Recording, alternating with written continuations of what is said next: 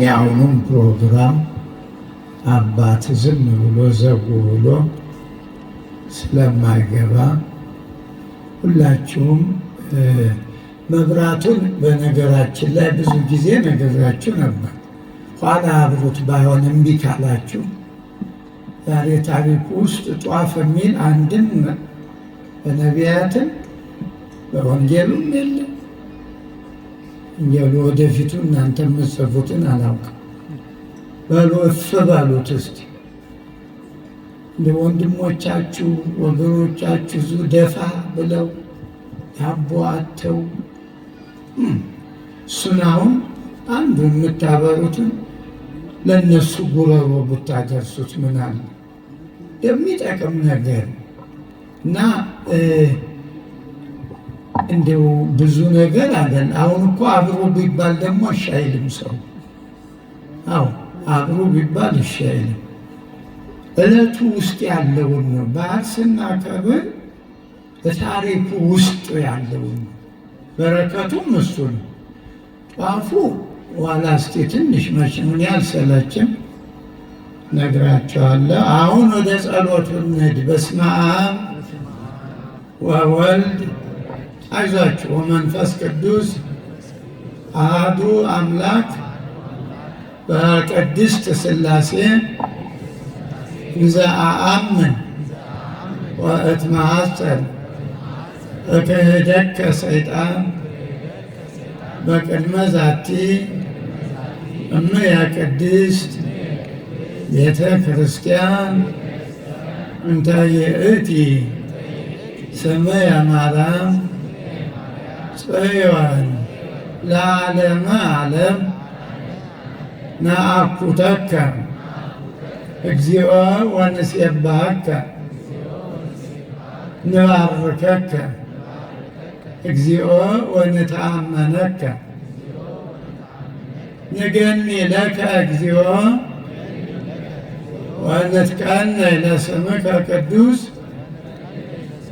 ንሰግድ ለከ ኦ ዘለከ ይሰግድ ኩሉ ብርክ ወለከ ይትቀነይ ኩሉ ልሳን አንተ ውእቱ አምላከ አማልክት ወእግዚአ ጋይስት ወንጉሠ ነገሥት አምላክ አንተ ለኩሉ ዘሥጋ ወለኩላ ዘነፍስ ወንፄውዐከ በከመ መሃረነ ቅዱስ ወልድከ እንዘ ይብል አንትሙሰ ሶበ ትጼልዩ ከመዝ በሉ።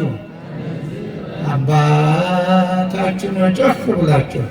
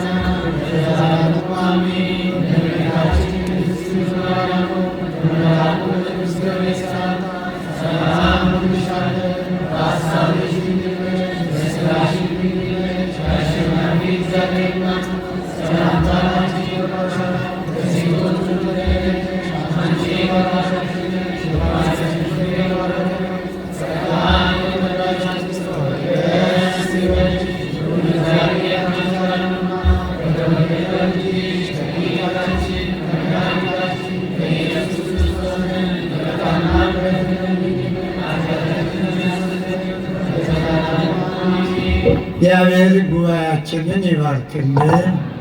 እሺ አረፍ በሉ ሁላችሁ።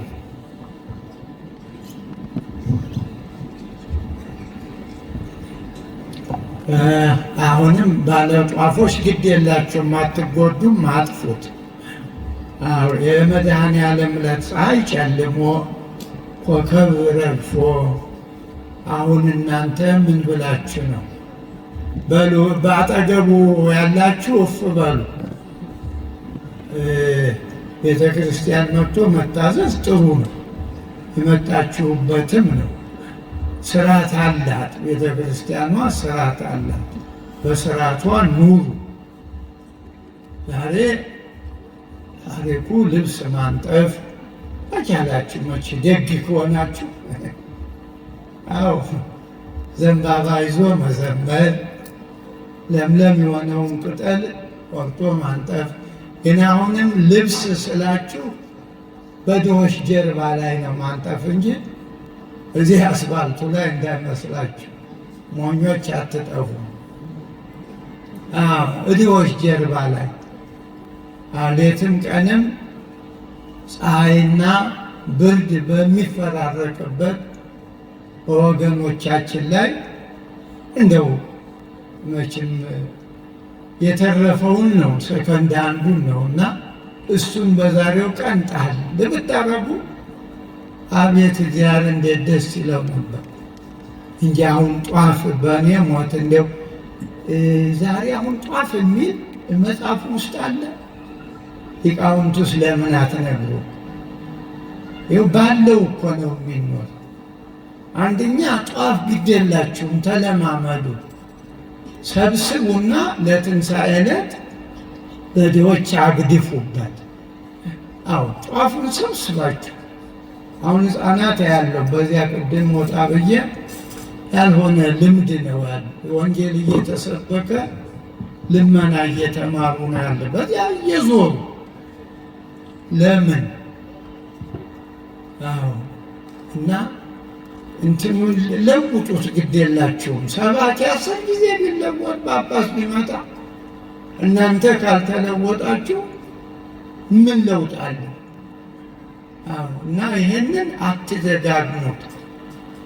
እንግዲህ ማን መጥቶ ይናገራል? ከአምደ ወርቅ የበለጠ ሰባኪ የለም። ዛሬም ማስተማረን በእውነቱ ትንሽ ስሙ ላይ ነው እንጂ ስሙ ብትቀየር በኩረ ምንድን ነው ደመላሽን ደማድረቅ ብንለው አይሻልም? እስኪ ሁላችሁም ሀሳብ ስጡ። የቱ ይሻላል? ደመላሽ እያላለን ሰው የተፋጀ ደማድረቅ ብትሆን እሺ፣ በቃ ከዛሬ ጀምሮ ዳቦ ሳትጋግር ስሜ ደማድረቅ ተብያለሁ በላቸው ለሰባኪ። አዎ ክርስቶስ እኮ ደም ነው ያደረቀ፣ ደሙን አፍሶ በራሱ ደም ያለምን ደም የሚፈሳቸው ሁሉ ደማቸው ደረቀ በእውነቱ። እና ለሐዋርያ የሚሆን ስም ይሄ ነው፣ ደማድረቅ ነው። ዛሬ የሚፈሰውን ደም የሚያደርቅ ማለት ነው። አሁን እዚያ ማዶም አምደ ወርቅ እንደው ምንድን ነው የሆነ ሌላ አዙሪት አለ፣ እዚያ የሚያቃጥሉ አለ። ምን ወጥ ይሰራሉ? እሱ እንኳ አይከፋም። እሱ በእውነት ጥሩ ነው።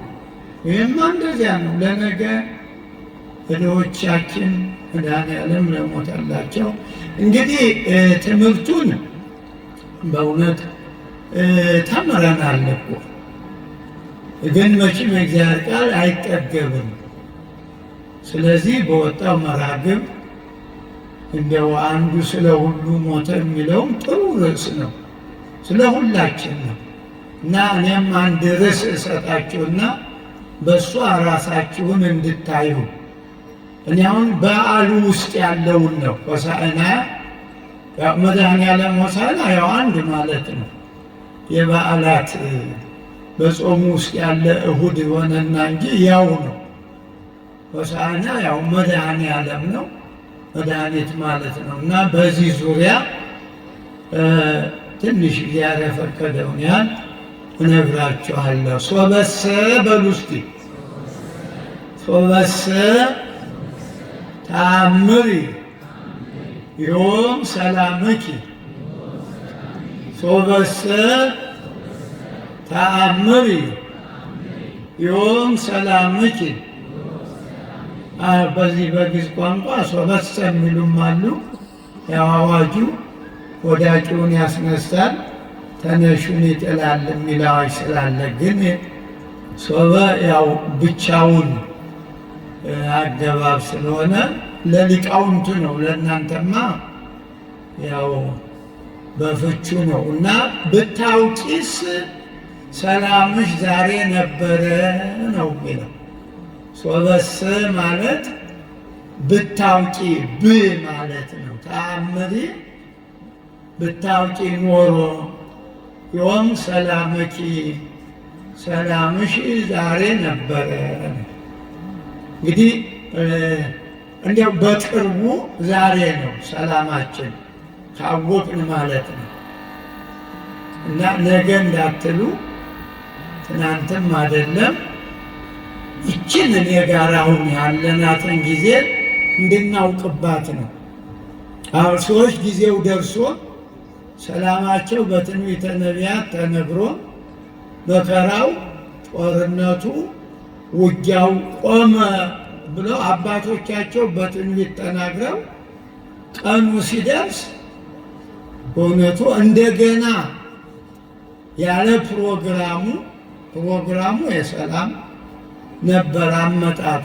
በግድ ጦርነት እንዲታወጅ ያስደረጉት በግድ ያልመጣበትን ዓላማ እና ቃሉን የተናገረው መድኃኔዓለም ነው። ስለ ሁሉ የሞተው እኔና እናንተን ያዳነ የዓለም መድኃኒት ነው። ይሄን ቃሉን የተናገረው ለምን ተናገረ የሚለውን ያው እንመጣለን ማለት ነው። አንድ ነገር አመክንዮው ሲታወቅ ነው መልእክት የሚኖረው። ግን አሁንም ብታውቁበት የሚለውን ብናውቅበት ይችን ሰዓት እንዳናጣት ነው። አዎ ይቺ አሁኗ ሰዓት መተናል። ሰዎችም እኮ ነበሩ አብረው እንዲያውም እሱ ጋር እና አልተጠቀሙበትም ጊዜውን። ስለዚህ ቁጭ በሉ ሁላችሁ፣ ጊዜው እንዳያመልጣችሁ። ጊዜው ቁሞ አይጠብቅም። ያውም ሰላምሽ ዛሬ ነው። አዎ እና ስለዚህ እንግዲህ ዛሬ ሆሳዕና ነው። ሆሳዕና ማለት ያው የምታውቁት እሁዶች እስካሁን በየተደራቢ ከእሁዱ ጋር ስም እያላቸው ነው የመጣ ነው። ስማቸው እየተጠራ ያለፈው ኒቆዲሞስ ነበር የቅርቡ። የዛሬው ደግሞ ሆሳዕና ይባላል። ሆሳዕና 8ኛ እሁድ ነው። የዛሬ ሳምንት በቃ እንግዲህ የትንሣኤ ዋዜማ ነው። እግዚአብሔር በሰላም እስከዚያ ያደርሰን። ሀገራችንንም እንዲያው የምናየው የምንሰማው ተወግዶ እሱ ካለ ዛሬ ነውና የሚል በሰዓት ውስጥ በደቂቃ በሰከንድ ውስጥ ሰላም ያወርድልን። እንግዲህ ሆሳዕና ያው መድኃኔዓለም ማለት ነው። ዝም ብሎ ሆሳዕና ሲባል ብዙ ፍች አለው። በመዝገበ ቃላት ሊቃውንቱ ብዙ ስም ይሰጡታል። ግን ሆሳዕና ማለት ያው መድኃኒት ነው። ሆሳዕና ለወልደ ዳዊት ሁሉም ሆሳዕናን ጽፈውታል። እና ሆሳዕና ስንል ኢየሱስ ወይም ደግሞ ከብሉይ እነ ሆሴዕ እነ ኢሳይያስ እነ ኢያሱ ሁሉ መድኃኒት ተብለዋል። ግን የነሱ ያው በነበሩበት በአገልግሎታቸው በቤተ እስራኤል ጠላት ሲመጣ የጠላትን አመጣጥ እግዚአብሔርን መልእክት ይናገሩ ስለነበረ ወላጆችም መድኃኒት እያሉ ጠርተዋቸዋል። እንግዲህ በመዝሙር 117 ቁጥር 5 ላይ ነው ይሄ ቃል ኦ እግዚኦ አድንሶ ኦ እግዚኦ ሰርሶ፣ አቤቱ አሁን አድን ነው። አድንሶ ሶ ማለት ያው እነዚህ አንዳንድ ፊደሎች በግዕዝ ቋንቋ ትራስ እየሆኑ ነገሩን ያጋንናሉ፣ ያቆላምጣሉ። ኦ እግዚኦ አድኅን ሶ ሲል ያሁን ትራስ ነው፣ ቁልምጫ ነው። ጉዳዩን ማጋነን ማጥበቅ። በሌላ ሆሳዕና ሊቃውንቱ አንቀጽም ጥሬም ነው ይላሉ። አንቀጽ ማለት እዚህ ባለሙያውን አንቀጽ ይህን ያህል በሕግም በሌላም የምንለው አይደለም። አንቀጽ ማለት ግስ ማለት ነው፣ ወይም ደግሞ ለወጣቶቹ ቨርብ ማለት ነው። ግሱ የድርጊት መግለጫ ማሰሪያ ማለት ነው እና አድኅን ሲሉ ትእዛዝ አንቀጽ ነው። እባክህ አድኅን ማለት አዳነ ያው ኃላፊ ነው። አድኅን ስንል እባክህ አድን ትእዛዝ ይባላል፣ ወይም ኮማንድ ቨርብ ይባላል እና ሆሳዕና አንቀጽ የምንለው በዚህ ነው። አዳነ ባለሃ የግስ ግሱ ነው። ሌላ ጥሬ ማለት ደግሞ ጥሬው ብዙ ጊዜ የሚባዛ ነው፣ የሚዘራ የሚበቅል ነው። ጥሬ ማለት የተቀቀለ የተቆላው አይበቅልም፣ ቢዘሩትም አይበቅልም እና ጥሬ ስንል ደግሞ መድኃኒት ማለት ነው። ይሄ ዘር ነው፣ እንደ ናውን የምንጠቀምበት ዘር ይባላል። መድኃኒት ማለት ባይድ ይባላል። ት ደግሞ ምዕላድ ትባላለች በግዕዝ ቋንቋ ፊደሎቹ ማለት ነው። ስንል ስርወ ግሱ አዳነ ነው፣ መድኃኒ ነው። ባይድ ያልነበረ ማለት ነው። ዋናው ስርወ ግሱ የሌለው ኋላ የመጣ ባይድ። ት ደግሞ ምዕላድ የተጨመረች በዚህ ባይድ ሆኖ በመጨረሻው ደግሞ ት ማለት ባይድ ከምልአት ሁለቱንም ማለት ነው። አሁን ይህንን የምነግራችሁ እንደው ወጣቶቹ ሞራል እንዲኖረን የሌላውን ቋንቋ ብዙ እናጠናለን፣ ቅጽሉ አጎላማሹ እያለ እኛ ውስጥ አለ። ይህን አጥንቶ ወደ ሌላ ብከድ ይቀናል። ግዕዝ ደግሞ ርቱ ነው፣ ራሱ ቀና ነው። ግዕዝ ማለት ከሌሎች ሁሉ ቋንቋ የተሻለ ነው። ከሴሜቲኮች ቋንቋ እንደ ዕብራይስጥ፣ እንደ አረበኛ፣ እንደ አረማይክ እንደዚያ ያለ ነው። ግዕዝ ነባር ቋንቋ ነው። አንድ ማለትም ነው። የኢትዮጵያ ሕዝብ አንድ ሆኖ የኖረበት ማለት ነው እና እንግዲህ ይሄ ሆሳዕና ማለት ቅድም እንዳልኳችሁ በነቢያት ሁሉ በስሙ ተጠርተዋል። ለምሳሌ ሆሴዕ አንድን ብታዩ ያው አዳነ ማለት ነው። ሆሴዕ ማለት በግዕዙ አይደለም፣ በዚያው በእንትኑ ነው። የግዕዙን ጠባይ ነግራቸዋለሁ። በዚህ ደግሞ ሆሳዕና ስንል ዛሬ 8ኛው እሁድ ዘንባባ ይዞ የሚከበር ነገ ጧት በዑደት ወንጌሎች እየተነበቡ እየተዘመረ ምስባክ እየተሰበከ ወንጌላት እየተነበቡ የሚዞር የበዓል ስም ማለት ነው። ከ9 አበይት በዓላትም አንዱ ነው ሆሳዕና። ራሱ ዘንባባው ሆሳዕና ይባላል። ዘንባባው ማለት የበዓሉን ስም ወስዶ ሰሌኑ ዘንባባው ሆሳዕና ይባላል። አዎ እና እንግዲህ የበዓሉ በዚህ መልክ ነው። አሁን ይህን እንግዲህ በወንጌሉ ውስጥ ክርስቶስ ደቀ መዛሙርቱን ፋጌ፣ ቢታንያ የሚባሉ መንደሮች አሉ። ወደ ኢየሩሳሌም ሊደርስ ሲል ሂዱ ወደ ፊታችሁ ሁሩ አገረ ዘቅድሜክሙ፣ በፊታችሁ ወዳሉ መንደሮች ወዳለው መንደር ሂዱ ብሎ ለደቀ መዛሙርቱ መመሪያ ትእዛዝ ሰጠ። ሄዳችሁ የታሰሩ አህዮች ማቴዎስ 2 ነው የሚል እናቲቱንም ውርንጫውንም ማለት ነው። ሌሎቹ ማርቆስና ሉቃስ ውርንጫውን ነው የሚሉ። ዮሐንስ ያው አገኘ ነው የሚል በነጠላ አድርጎ፣ እሱ በነጠላ ያድርግ እንጂ ትንቢቱን ይጠቅሳል። በዘካርያስ በአህያና በአህያይቱ ውርንጫ ብሎ በትንቢት የተነገረውን ይናገራል። ግን ጽሑፉ ሂዱም አላለ። በነጠላው ዝም ብሎ አህያ አገኘ ተጫነ ነው የሚል። እንግዲህ በዓሉ በጣም ሰፊ ነው። በዚህ በትንሽ ደቂቃ አይደለም። ይሄ ዝም ብሎ ሙሉውን ትምህርት ሲሰጥ ምናልባት የተወሰነውን እንማማር ይሆናል እንጂ በጣም ሰፊ ነው።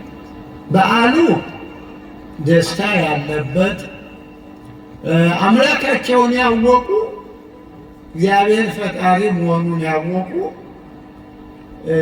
በጣም ለበዓሉ ክብር ሰጥተው ባህላዊ የሆነ ከቀድሞ ጀምሮ የነበረውን በነቢያት በመጻሕፍት የተጻፈውን የደስታ ስሜት የገለጡበት፣ እኩሎች ደግሞ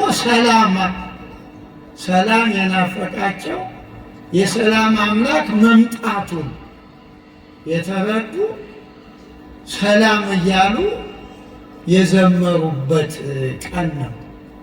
ሌሎቹ ደግሞ ክፉዎች በቅናት የሰከሩት፣ ያም ደግሞ ታላላቅ መሪዎች የተባሉት ሕዝቡ ቀድሟቸው ፈጣሪውን ሲያመሰግን እነሱ ደግሞ እንዴት ይመሰገናል ብለው ሰው በሰው ቢቀና ግድ የለም፣ በጓደኛው ቢቀና ተገቢም ባይሆን ያለ ነው መችስ። ግን በፈጣሪያቸው የቀኑ ምቀኞች፣ በሀገር ላይ እርግማን ያወረዱ፣ ጦርነት ያሳወጁ መሪዎቹ ናቸው። የሚገርማቸው ፈሪሳውያን የሚባሉ ሕዝቡን እያስተባበሩ ሐዋርያት ደስ ብሏቸው ሲዘምሩ፣ ኧረ መምህር እንዴት ይዘምራሉ አሉ። ደፍረው ኧረ ተቆጣቸው፣ ዝም በሉ በላቸው አሉ። አይ እኒህ እኮ ዝም ቢሉ ድንጋዮች ይዘው ያመሰግናሉ። ለማርመሙ እሎንቶ አይባን ይኬልሁ፣ እነዚህ ሐዋርያት ዝም በሉ ብላቸው ድንጋዮች ያመሰግናሉ አሉ። እንግዲህ ሰው ድንጋይ የሆነበት ድንጋይ ሰው የሆነበት የተገላቢጦች ማለት ነው። በዓሉ እንግዲህ ስታዩት ውስጡን በጣም የሚገርም በዓል ነው። ለደጎች ያው ጥሩ ነው፣ ለክፎች ደግሞ እንደገና መዓት። በነቢዩ በእውነት ሰረገላ መስሌሙ አፍራሰ እምይሁዳ ተፈሲ ወለተ ጽዮን ወተሐሰይ ኢየሩሳሌም ብሎ ዘካርያስ ተናግሮ ነበር። በዓሉ ቀደም ብሎ በትንቢት የተነገረ ነው፣ አዲስ ነገር የለው። የጽዮን ልጅ ደስ ይበልሽ፣ ኢየሩሳሌም ደስ ይበልሽ ካለ በኋላ ለምንድን የሚለው ንጉሥሽ ይመጣል በአህያና በአህያይቱ ውርንጫ ሆኖ ንጉሥሽ ይመጣል ደስ ይበልሽ ብሎ ተናግሮ ነበር። እንግዲህ እኔ ያውቁታል።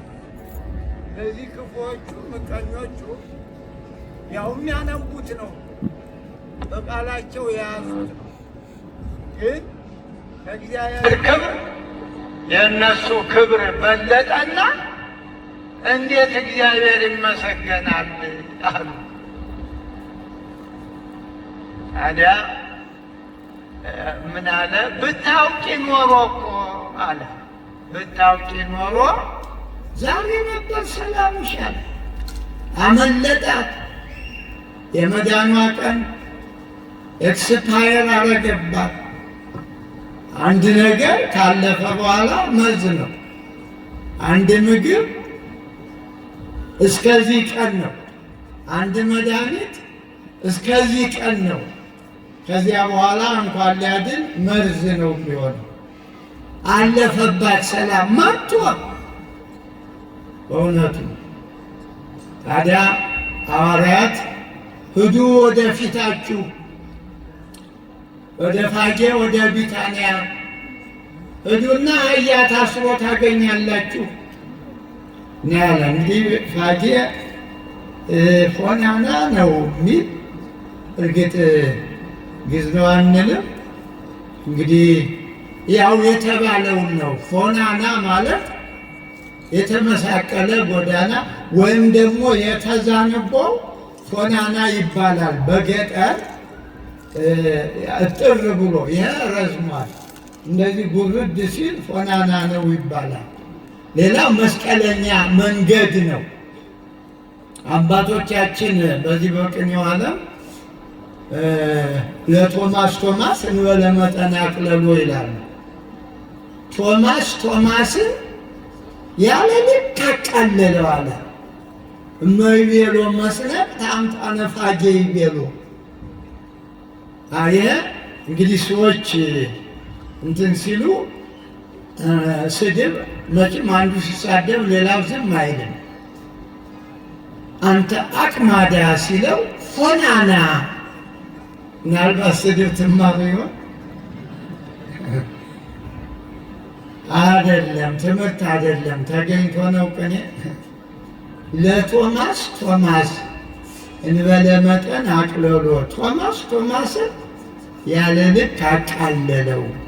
እመይቤሎ መስነቅት አቁማዳ ቢለው አምጣነ ፋጌ ቢሎ ፎናና አለው ማለት ቶማስ አቅማዳ ወጥቷል። አንዱ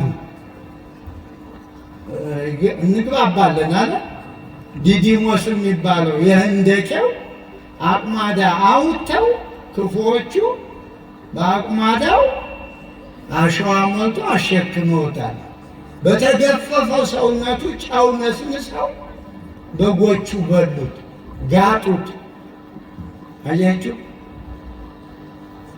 ዛሬ እኛ ትንሽ ነገር ኮሽ ሲል በትንሽ ቁስል እየተደናገጥ ክርስትና እንደዚህ ነው የቆየ። አቅማዳ ወጥተው በዚያ ላይ ጨው ነስንሰው እና አቅማዳ ቢለው ፎናና አለው ማለት።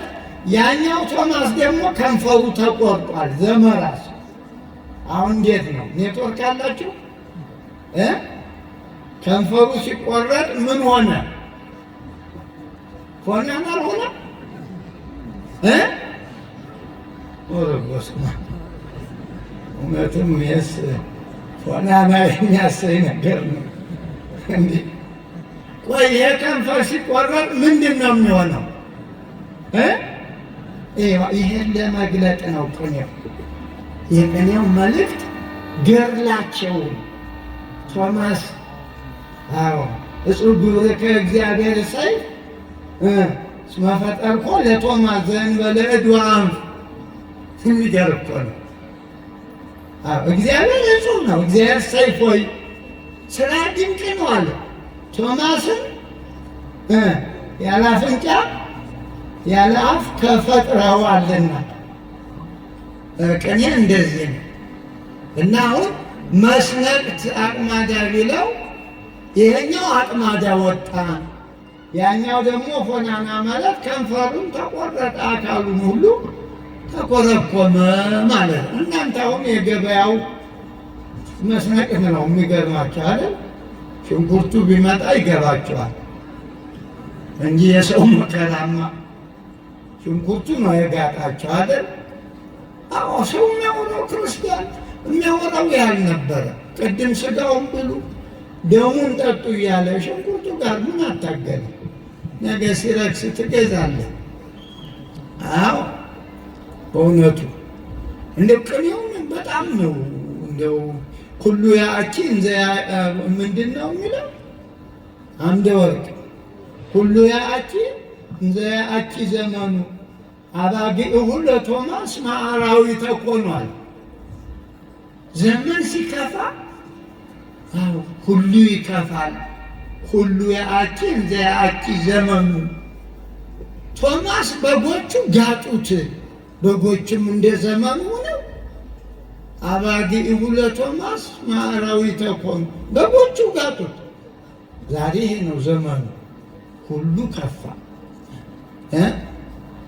ሰውም ሰው ጋጠው አለ ከፋ። እና ዘመዶች የቢታንያና ፋጌ ነው የሚያመጣው። እንግዲህ ቢታንያ ማለት የድሆች ሰፈር ማለት ነው። ቢታንያ ማለት የድሃ መንደር ማለት ነው። ፋጌ ያው ሆና ነው ሆናና፣ ቤተ ፋጌም ደግሞ የበለስ ቤትም ይባላል። እና አሁን ወደዚያ ደረሱ። ለምን ነው የምትፈቱት ይላችኋል።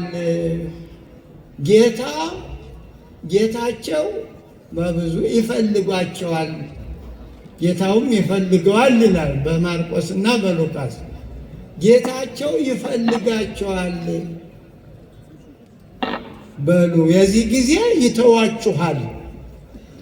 ሄዱ እንደታዘዙት ሄደው ታስረው አገኙ። አህዮችን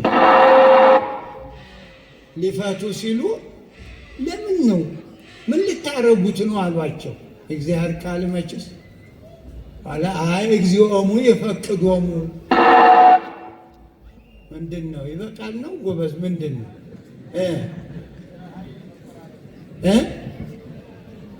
ምናልባት ማህሌት የሚቆሙት ተደውሏል።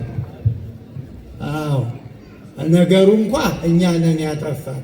የማህሌቱን ጊዜ መሻማት የለብን።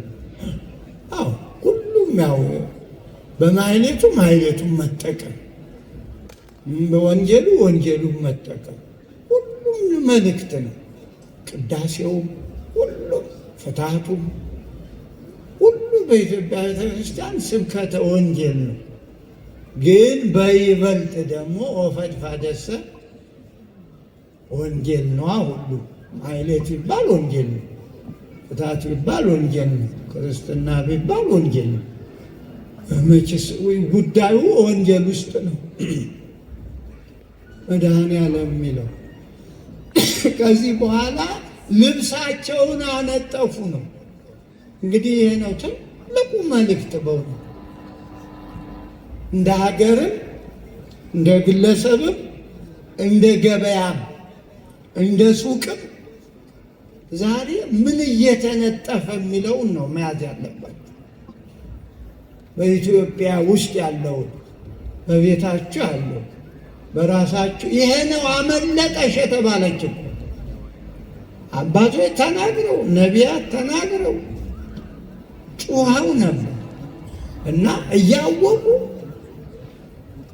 ከእግዚአብሔር የእነሱ ክብር በለጠባቸውና ለመከራ ለሰላም የመጣው መድኃኔዓለም ወዮልሽ ዘመን ይመጣል የምትከበቢበት ጠላቶችሽ አዎ ዙሪያውን ከበው አንቺንም ልጆችሽንም ይፈጨፍጧቸዋል አለ እና ደጎቹ በአህያይቱ ላይ ልብስ አነጠፉ። እንዴት አህያይቱ ብቻ አንተ የተቀመጥክባት አህያ እንዴት መሬት ይነካታል አሉና ልብሳቸውን አነጠፉ። ወይ መታደል በእውነት ዛሬ እኛ ብንሆን በእውነት መች ገባን። አዎ በዓሉ እንደዚህ ያለ የለሰለሰ እግዚአብሔር ለተቀመጠባት አህያ ልብሱን አነጠፉ ይላል። ዛሬ በቤተ ክርስቲያናችን ያነጠፍነው ሾህ በእውነት የዕለተ ዓርቡን መድኃኔዓለም ደሙን ያፈሰሰበትን ምስማር እኮ ነው። ሰላም የለም።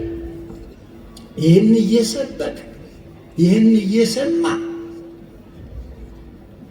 እንዲሁ ምን ነክቶን ነው ይሆን? በእውነት ብታውቂ ኖሮ እኮ አለ እንዴ ወንጌል መሰበኩ ታዲያ ሰላም ካላመጣ ምን ጥቅም አለው? በእውነቱ ይኸው ጧፍ እንኳ አታብሩ ብዬ በእውነት አሁንም ያበራል። በእውነት ጆሮ አለው የለውም? የተረፈ አይሁድ አታጠፋውም አንተዬ፣ ይኸው እዚያ ያለው አጥፋው አትረገም። እና ምን አይነት ጆሮ ነው እንዲህ? ውስጣችሁ እኮ ነው ውስጣችሁ የሚበራ ነገር ውስጣችሁ። ጧፉንም ጥሩ ነው አምጡት እኮ ብያለሁ። አምጡት፣ እዚህ ያስቀምጡት፣ ለገበዙ ስጡት፣ ለሊቀ ዲያቆኑ ስጡት፣ ለትንሣኤ ሽጣችሁ አጠራቅማችሁ ህዝቡን ከምትለምኑ ጧፉን ሰብስቡት። ህዝቡ ግራ ገብቶታል እንዴ! ሁሉም አምጡ ነው። አምጡ። እዚህ መዝሙረ ዳዊት ላይ ጠቅላላ አምፁ ነው መዝሙሩ። ታውቃላችሁ አይደል? አምፁ ለእግዚአብሔር፣ እንኩ የሚል ነገር የለም እንዴ! እንኩ ልመዱ እንጂ ህዝቡ እኮ አሁን ልንሰጠው ነው የመጣ። ልቡን ይስጠነልቅ። እባካችሁ ልባችሁን ስጡን እንበል። የምትሰጡን የምንለምናችሁ ልባችሁ ይደለም። ሳንቲሙማ ርኅሩ እኮ ናችሁ። ባትለመኑ አጨክሙ። አጣችሁ በዛባችሁ እንጂ የኢትዮጵያ ህዝብ እንዲሁ ስጥ ተብሎ እኮ ትምህርት የሚሰጠው አይደለም። በእውነቱ ከመቀነታቸው እየፈቱ አይደለም። እና እንደ አንዳንድ የት ይሄድ ህዝብ እላለሁ። ሱቅም ሲሄድ ያው አምጡ ነው ያለ ዋጋው፣ አምጡ ነው ሁሉም። ሌላም ሲሄድ አምጡ ነው። ምን ጉድ ነው ጎበዝ! ልብ እንግዛ እንጂ ርኅሩሃን እንሁን። እንደው ቢቻለን አሁን መስጠትን ህዝቡ ግራ ግብት ብሎታል እኮ። አዎ። እና አሁን ህዝቡ የሚያስፈልገው እንዲሁ የለሰለሰ ነገር እቤቱ ያለውን እሾህ እንዲነቅል። አዎ እኛም ካህናት ሰላም እንዲኖረን እውነት በቤተ ክርስቲያን ሰላም እንዲኖር መከባበር። አዎ ካህናትን ማክበር። እንዴ ሂዱ ፍቷቸው እኮ ነው የተባለ። እንደሆነ ወንጌል ውስጥ ሂዱ ለምኑ የሚላለ ዛሬው በዓል ፍቷቸው ታስረዋል ነው እኮ ያለ። እና ምን አለ ዛሬ ሁሉም ቢፈታ ከእስሩ ከኑሮ ማለት ነው ከወህኒ ቤቱ ያሰረም ሰው ቢሰማ። አዎ ፍቷቸው አለ። ህዝቤን ልቀቅ። አዎ የእግዚአብሔር ጥሪ ነው። ምን ጊዜም ህዝቤን ልቀቅ አምልኩኝ ነው። ታዲያ መልሱ እግዚአብሔርንም አላውቅ እስራኤልንም አልለቆን። እንዲህ ያለ ችክ ያለ ፕሮግራም መጨረሻው አያምርም። ፈርዖን መጨረሻው አላማረም አይደለም፣ አላማረም። እባካችሁ ልቀቁት ህዝቡ፣ እባካችሁ ይኑርበት በሀገሩ። እንዴ ምን ፍቱ እያለ ፍቷቸው። እናንተም ለመፈታት ፈቃደኛ ሁኑ። እኒህ እኮ ክፉዎች እግዚአብሔር ፍቱ ሲል እንደገና ታሰሩ እኮ መሪዎቹ። እግዚአብሔር ፍቱ ሲል እንዴ ለምን አሉ? እግዚአብሔርን አለመመስገን መታሰር ነው፣ ወህኒ ቤት መውረድ ነው። አዎ ቅሊንጦ መውረድ ነው፣ እግዚአብሔርን አለማክበር ማለት ነው። ዛሬ ወንድሙን የእናቱን ልጅ አባቱን እየገደለ እና አሁን እንደው ይሄ ምን እንደው ማአትሉ ሌላ መሬት አለመሰንጠቁ ዘመዶች መሬት ተከፍቶ አለማወጡ ምህረቱ እኮ ነው፣ ቸሩነቱ እኮ ነው። እንዴ ድሮ እኮ ሰው ሲዋሽ ድንግጥ ይላል። ድንግጥ ይላል፣ ህሊናው ይወቅሰዋል። ዛሬ ውሸት ገበያ ነው። ሁሉም ካልዋሸ ትልቅ የተባለው ሁሉ ትልቅ ውሸታም። እንዴ ምን ጉድ ነው! ሰው ትልቅ የሚባል በቁመቱ እኮ አይደለም፣ በሀብቱ አይደለም። ትልቅ የሚባለው ሳይዙም አይደለም፣ በሰውነቱ ነው። በሰውነቱ ዛሬ ሰውነት ጠፋቁ፣ አውሬነት ነግሶ እና ዘመዶች ዛሬ ከስር የምንፈታበት ነው። ፍቱ ብሏል እኮ እኛም ፍቱ ነው ያለ። እሰሩ አላለም፣ ለምኑም አላለም። ፍቱልኝ ባካችሁ አንጡልኝ ነው ያለ። እና እንዴት አድርገን እንፍታ? በእውነት እኛ ታስረን እስረኛ መፍታት አይችልም። የታሰረ ሰባኪ የታሰረው እንዴት ሊያስፈታ ይችላል? አይችልም። ሁላችን እስረኞች ሆነ። በእውነት ምዕመናን ጸልዩ። እውነት ካልተናገር ይችማ ለእንጀራ ብለን እኮ ነው እዚህ ምንጭዋ።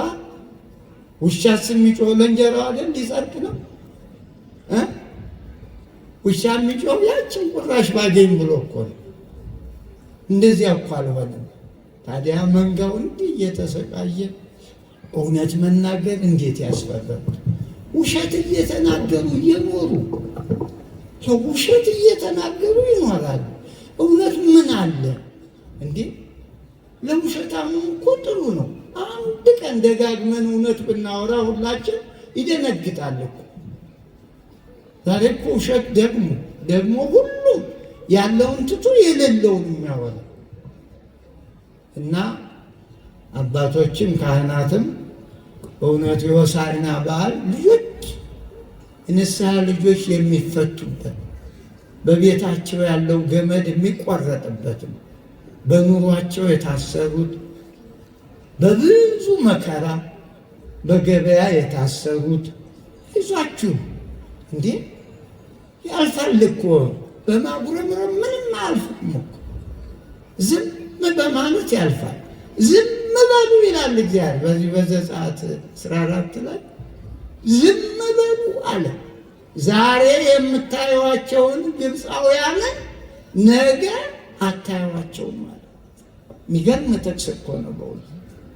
ዛሬ የምናየውን ነገ እኮ አናየውም። አይዟቸው ብንጸልይ እኮ ነው። እኛ እኮ መላው ዘዴው እዚህ እያለ የሌለ መላ ሐሜት፣ ጥላቻ፣ ብጥብጥ እየሰበክ አለፈን ቀኑ። የሰላም ቀን አለፈ። እንዴት ይሁን? ጸልዩ ዝም ብላችሁ።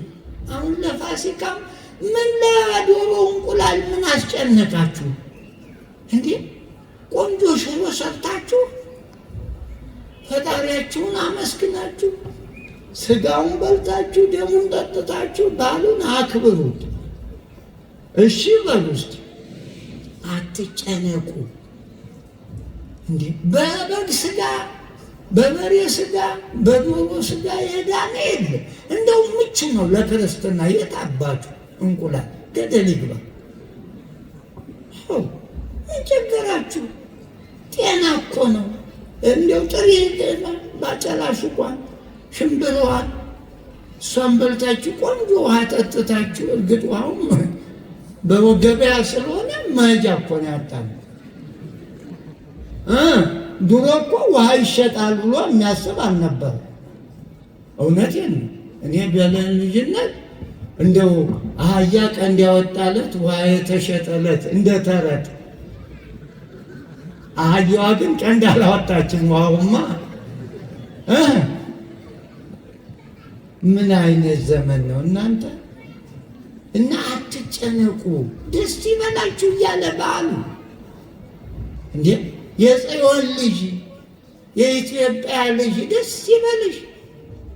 እግዚአብሔር በአህያ ጀርባ መጣ ለአንቺ ሰላም ከእስራት ተፈታችሁ እያለ እኛ ኢየሩሳሌም ምን ወሰደን?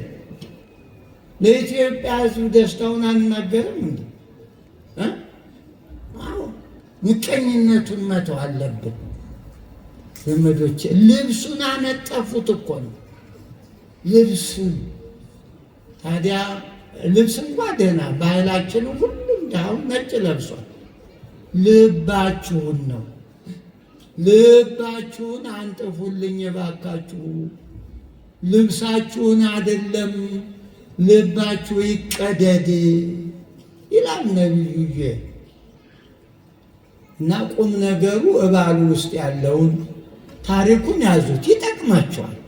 ስትሄዱ አሁን እንደው ከእስር መፈታት የሚለው ቋንቋ በው ስንት የታሰሩ ወገኖች አሉ። ይህንን ይህ ቀሪ እኮ ነው። እጅ ቢታሰር የአእምሮ እስረኛ መሆን እንጂ ምንም እኮ ቁም ነገር የለው። ግን እኛ ዛሬ ነበር ዛሬ ይሆን ዛሬ ነው ይላል። በዕለት ህሪት በተመረጠችው በዛሬ በሆሳዕና ቀን እሰማዓከ በዛሬዋ እሰማሃለሁ። ወበዕለተ መድኃኒት እረዳእከ ዛሬ በመድኃኔዓለም በሆሳዕና እረዳሃለሁ። እርዳን ነው እኮ የቅድሞ የዳዊት ጩኸት።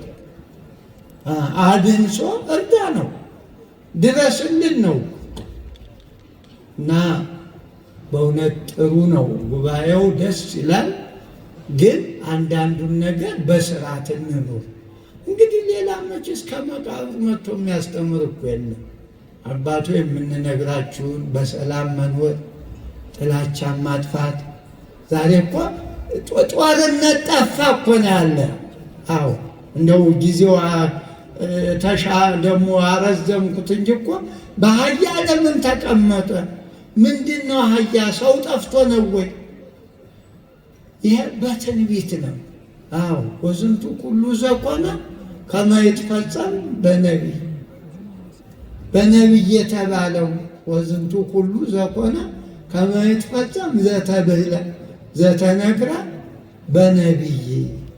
በነቢዩ ተነግሯል። ይሄ ሁሉ ለደጎች ተፈጸመላቸው፣ በደጎች ደግሞ እንደገና ወደ መከራ ሄዱ። አያችሁ፣ ለደጎች አነጠፉ፣ ተባረኩ፣ የሰላም ንጉሥ መጣላቸው። ሰላማውያኑ ማለት ነው። ለክፎች ደግሞ እንደገና ሌላ ማታወጀ እና ጊዜውን እንጠቀም። አሁን እኮ ይበቃናል። በአሁኗ ሰዓት እንደው ካወቅን በአሁኗ ሰዓት በንስሐ እኮ መለወጥ ይቻላል። በአሁኗ ሰከንድ ማለት ነው። የተጣላችሁት ካለ በቃኝ ብትሉ በቃ ዛሬ ነው ሰላም እሺ እንጂ ዓመት ከዓመት ወንጌል ቢሰማ ዕዳ እኮ ነው፣ ሞርጌጅ ነው ዘመዶች። ይሄ የሰማነው ቃል ፍርድ ይሆናል። ዕዳ አይደለ? ተበድረናል።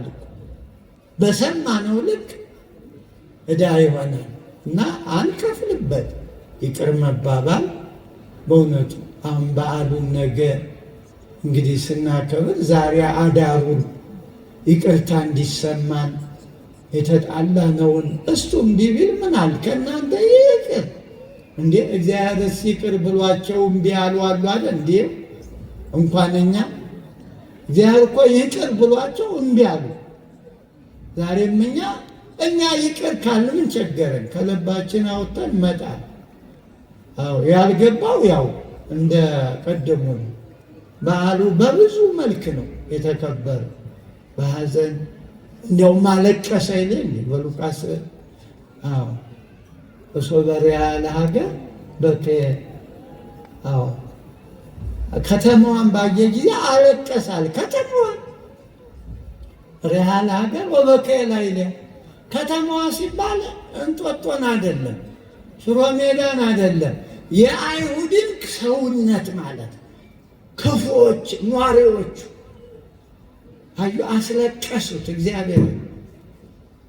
ሰዎቹ እንግዲህ በከተማይቱ ሰው ይጠራል።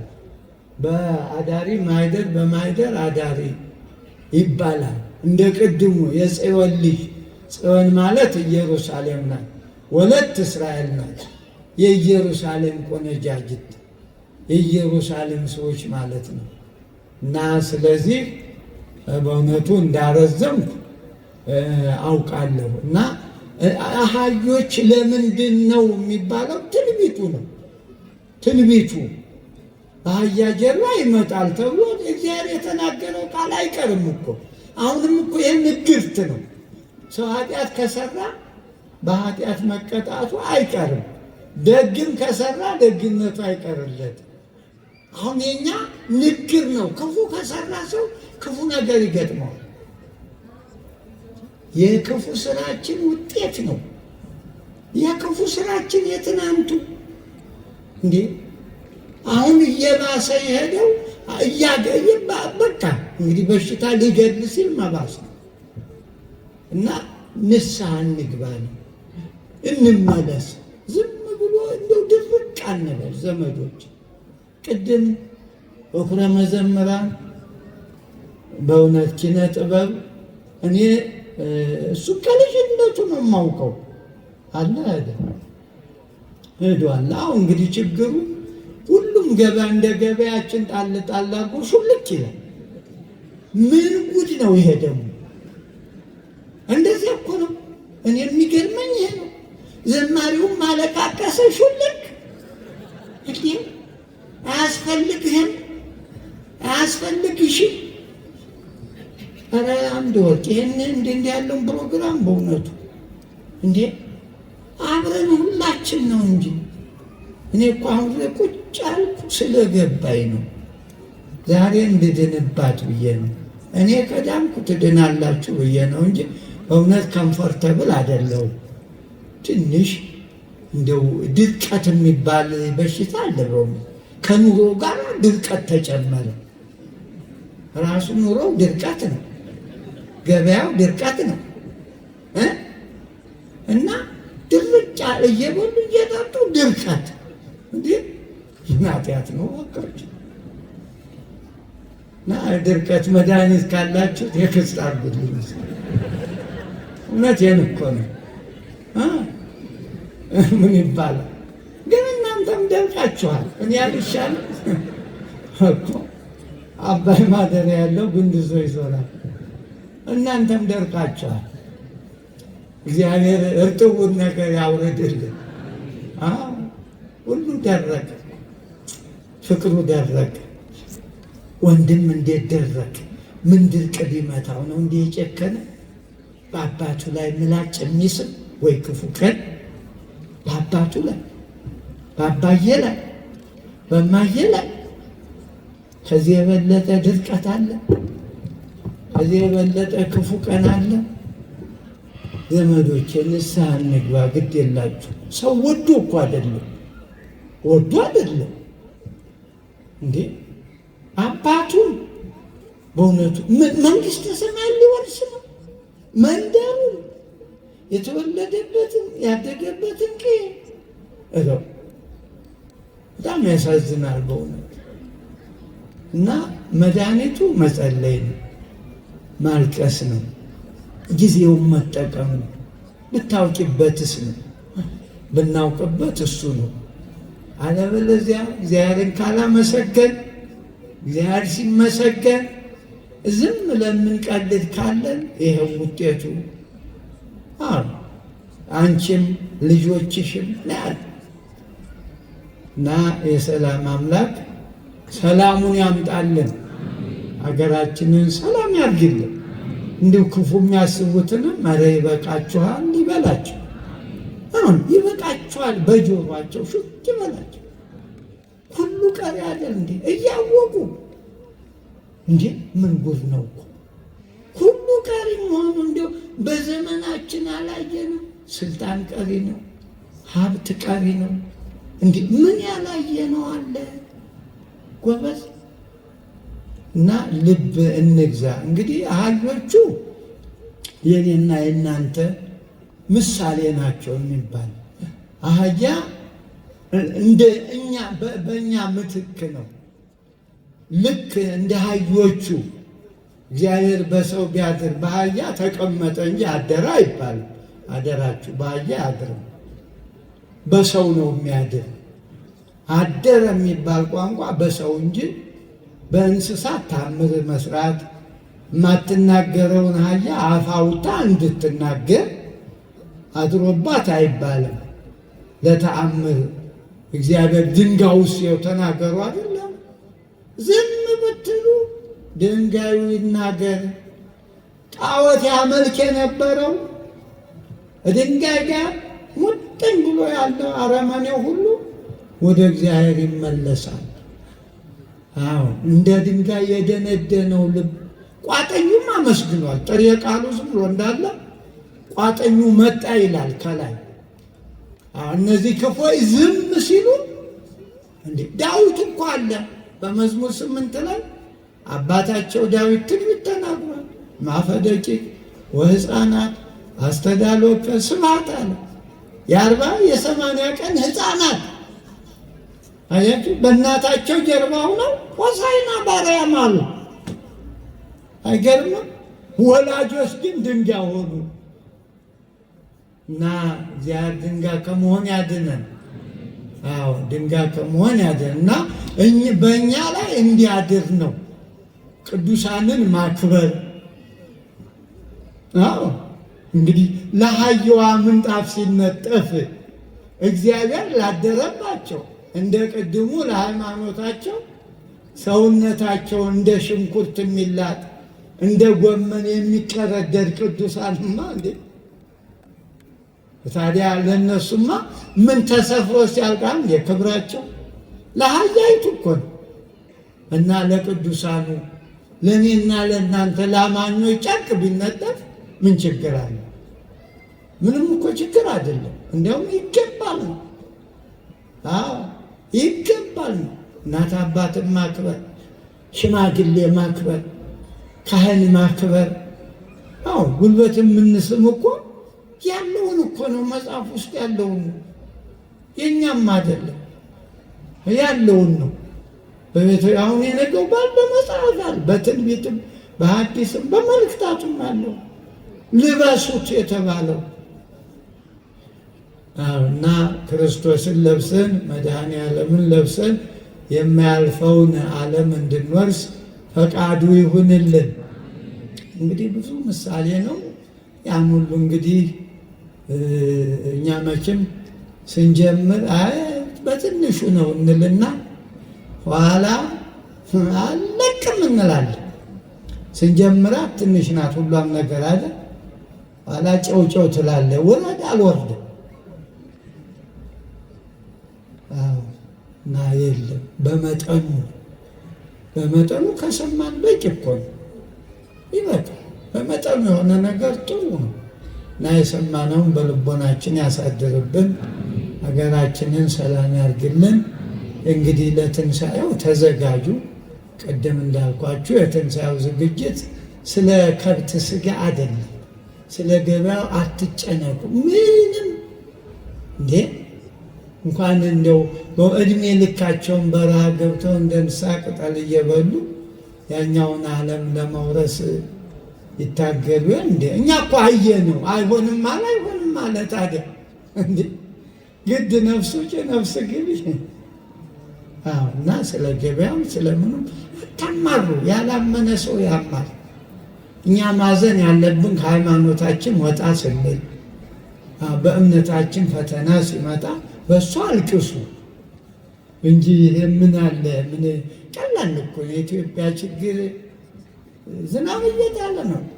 ጎመን ቢዘራ መጋቢት ጥሩ ነው፣ ግንቦት ከርሞ ምንም ችግር እኮ አይኖርም። የተባረከ ሀገር ነው ኢትዮጵያ። ሌላው ሀገር ከባድ ነው። አንዴ ከተናጋ ያለ መመለስ በጣም ከባድ ነው። በኢትዮጵያ ሰላም ይመጣል። እንጸልይ፣ እንዘን፣ ክፉ አንሁን። ትንሣኤን አብራችሁ ያላችሁም ካገኛችኋል፣ ለሌላቸው ይሄ ጣፈ የምትሉትን ነገር ለትንሣኤ ለእንቁላል መግዣ ለድሆች አውሉት ነው። ከዚህ የተረፈ እንግዲህ የሰላም አምላክ ለሁላችን ሰላሙን ያድለን፣ ሀገራችንን ሰላም ያርግልን። ባሳርግ እንዴት ነው? በቃ ተነሱ የምስራች። ምክንያቱም ዘማሪውም ሰባኪውም ሄዷል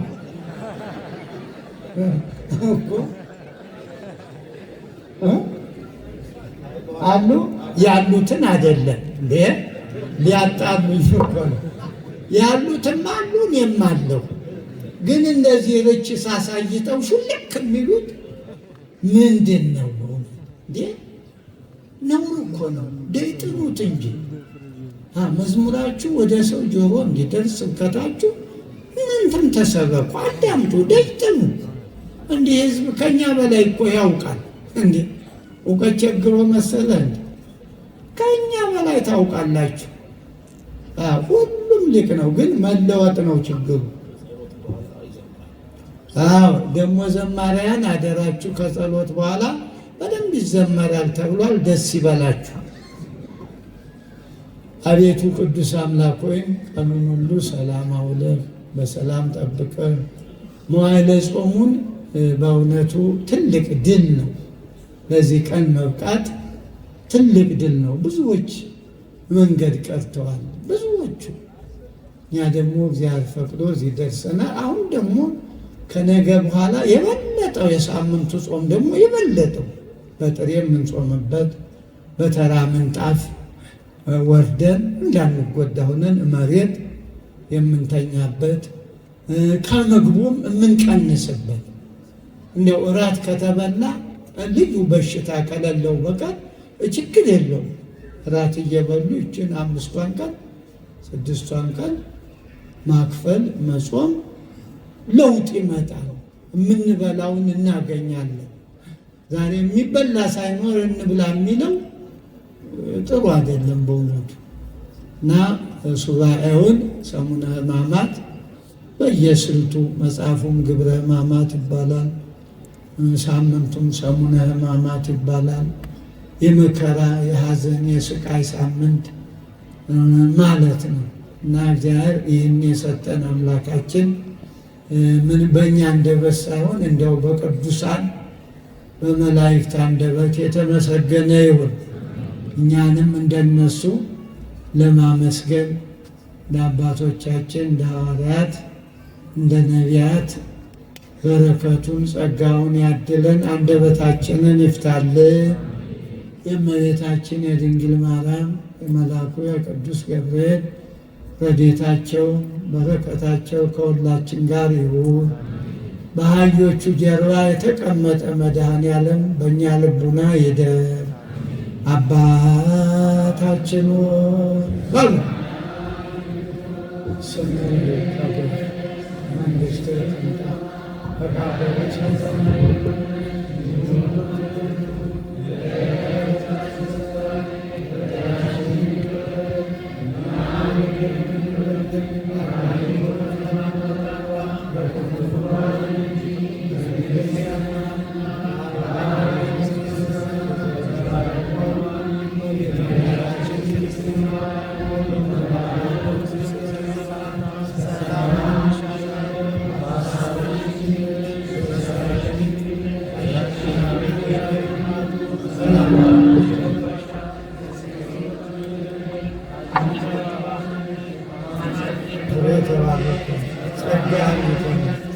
ደስ ይበልሽ፣ እግዚአብሔር ካንቺ ጋር ከተወደደው ልጅሽ ከጌታችን ከመድኃኒታችን ከኢየሱስ ክርስቶስ ይቅርታና ምሕረትን ለምን ኃጢአታችን ያስተሰርይ ለዘላለሙ አሜን። 3 ጊዜ ነው። 10 አባታችን ጮክ ብላችሁ ስምን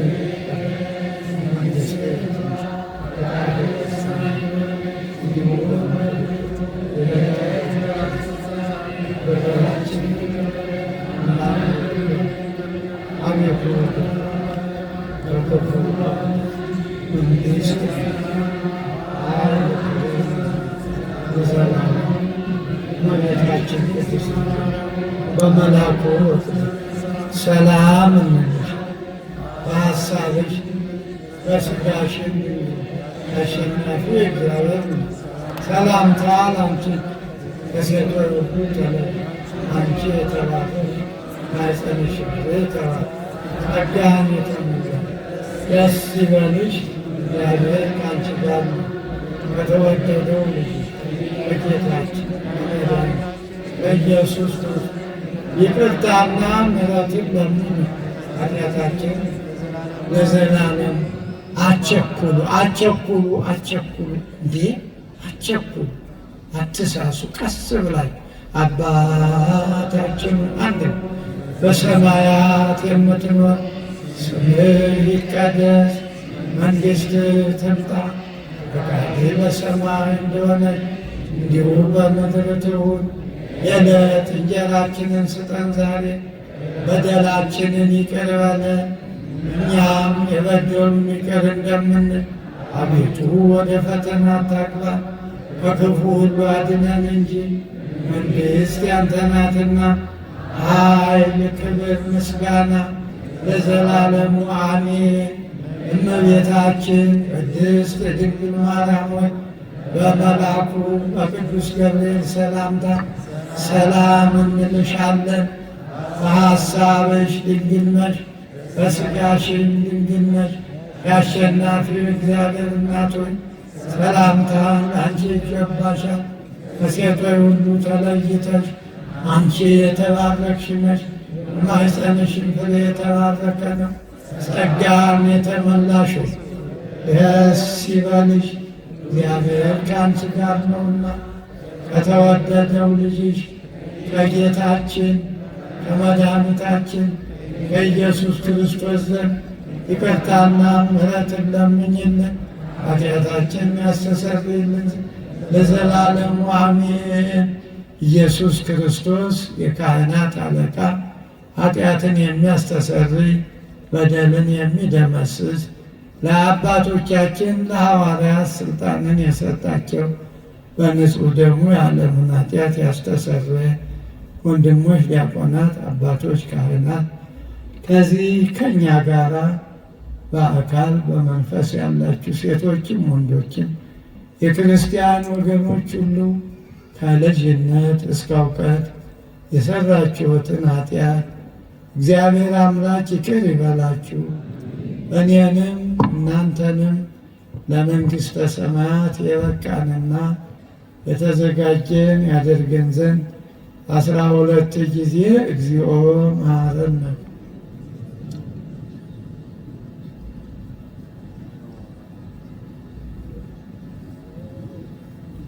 በእንተ እግዝእትነ ማርያም መሐረነ ክርስቶስ